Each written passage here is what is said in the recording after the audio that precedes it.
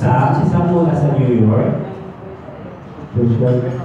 Wala pa rin masyadong time sa New York pero ang maganda kasi lahat ng mga shooting locations namin napakaganda talaga at makikita sa movie. Sa Times Square, sa Central Park, yung places.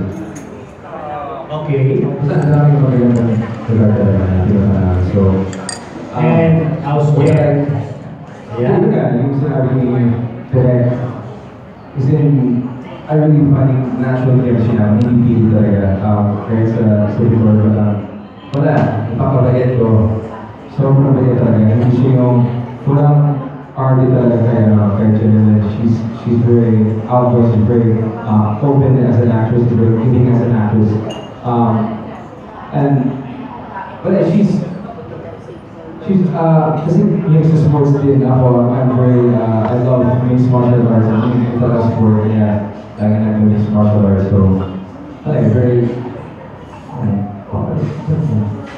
ano? Ganda ba?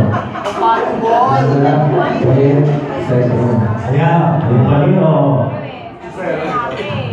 Oh, Jen, how about you? Si Sam, una pa lang, ito po yung sabi ni Direk. Nakahawak kayo, kumakaboy. Una pa lang, tutorial pa lang, screen test pa lang namin. Tapos nung na kami, naglulukuhan kami, aasaran kami, kulitan. Ano pa lang yung unang pakikita pa lang namin. So alam niyo na kung ano nangyari sa mga sunod. Talagang magulo na. Hindi minsan na kami. Malis kayo, seryoso na. Kasi puro ako ano nangyayari.